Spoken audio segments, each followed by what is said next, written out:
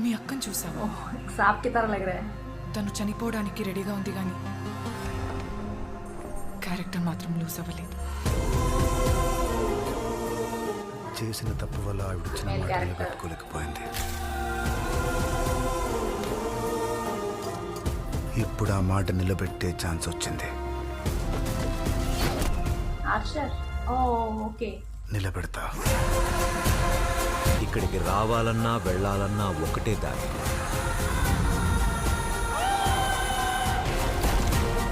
ఏది ఏంటైనా సరే మొదట మీరు ఊరు నుండి దూరంగా వెళ్ళండి.